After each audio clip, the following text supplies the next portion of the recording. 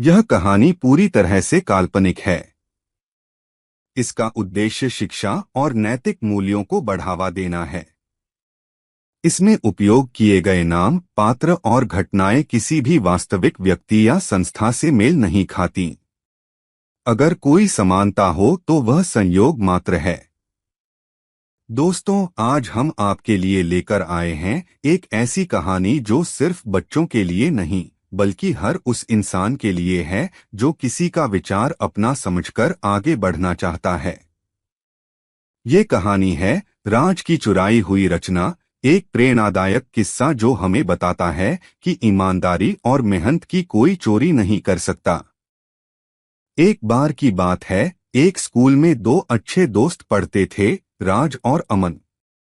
दोनों ही बहुत होशियार थे, लेकिन अमन को नई नई चीजें सोचने और बनाने का शौक था, जबकि राज हमेशा शॉर्टकट ढूंढता रहता था। एक दिन स्कूल में इनोवेशन कंपटीशन का ऐलान हुआ, जिसमें सभी बच्चों को कोई नया विचार या आविष्कार पेश करना था। अमन ने कई दिन मेहनत करके एक अनोखी स्मार्ट वाटर बॉटल बनाई जो पानी की मात्रा और तापमान बताती थी। उसने अपने प्रोजेक्ट की पूरी जानकारी अपनी डायरी में लिखी। एक दिन जब अमन क्लास में नहीं आया तो राज को अमन की डायरी मिल गई। उसने मौका देखकर पूरी योजना की नकल कर ली और प्रतियोगिता में वही प्रोजेक्ट अपने नाम से जमा कर दिया। प्रतियोगिता के दिन सब राज की तारीफ करने लगे। उसे पहला इनाम भी मिल गया। अमन बहुत हैरान था, क्योंकि वो अपने प्रोजेक्ट को अब सबके सामने दोबारा दिखा नहीं सकता था।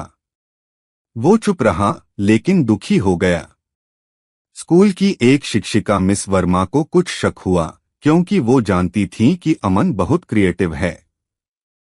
उन्होंने दोनों बच्चों को अलग अलग बुलाकर कुछ सवाल किए। अमन ने चुपचाप अपनी डायरी दिखाई, जिसमें तारीख के साथ पूरा आइडिया लिखा हुआ था। वहीं राज कुछ जवाब नहीं दे सका। सच्चाई सामने आ गई। अगले ही दिन सबके सामने राज को अपनी गलती माननी पड़ी। उसका इनाम वापस ले लिया गया और उसे एक हफ्ते के लिए प्रोजेक्ट लैब से दूर रहने की सजा भी मिली।